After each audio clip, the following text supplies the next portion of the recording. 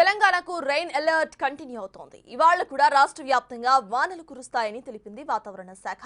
తేలికపాటి నుంచి మోస్తారు వర్షాలు కురుస్తాయని తెలిపింది. తూర్పు ఈశాన్య దశలో కొనసాగుతున్న రుతుపవన ద్రోణి ఉపరితల ఆవర్తనం కారణంగా రాష్ట్రంలో అక్కడక్కడ తేలికపాటి నుంచి మోస్తారు వర్షాలు కురుస్తాయని తెలిపింది. రాష్ట్రంలోని అన్ని జిల్లాల్లో గంటకు 30 నుంచి 40 కిలోమీటర్ల వేగంతో ఈదురుగాలులు వీస్తాయని హెచ్చరించింది.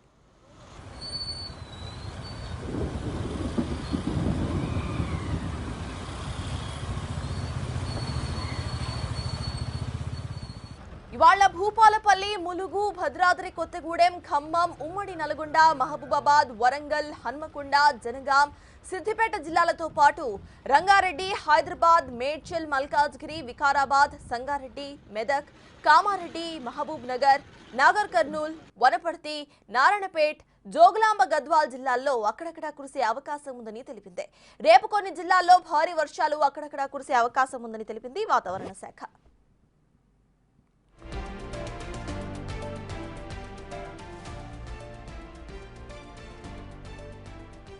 నిన్న హైదరాబాద్ మహానగరంలో కుండపోత వర్షం కురిసింది.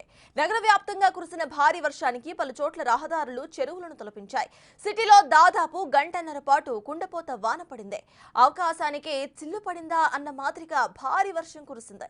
వరుణుడు ఉగ్రరూపం చూపించడంతో నగరంలోని రోడ్లన్నీ కూడా నదులను తలపించాయి. భారీగా వరద నీరు రోడ్లపైకి చేరడంతో సిటీలో ట్రాఫిక్ జామ్ ఏర్పడింది. కిలోమీటర్ల మేర ఎక్కడికక్కడ వాహనాలు నిలిచిపోయాయి. ట్రాఫిక్ జామ్ ఏర్పడి వాహనదారులు తీవ్ర ఇబ్బందులు పడ్డారు.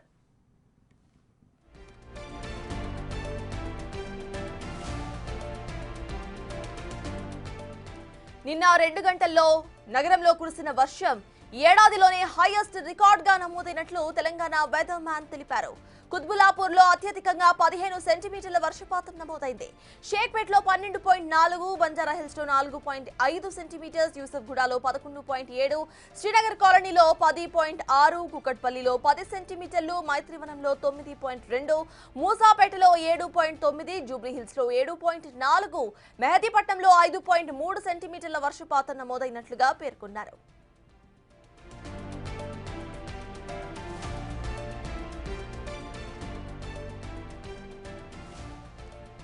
హైదరాబాద్ తో పాటు రాష్ట్రంలో భారీ వర్షాల నేపథ్యంలో అన్ని జిల్లాల కలెక్టర్స్, అన్ని శాఖల అధికారులు అప్రమత్తంగా ఉండాలని సీఎం రేవంత్ రెడ్డి ఆదేశాలు జారీ చేశారు. వర్షాల నేపథ్యంలో రాష్ట్ర సచివాలయంలో ఉన్నత అధికారులతో సీఎం ప్రత్యేకంగా మాట్లాడారు.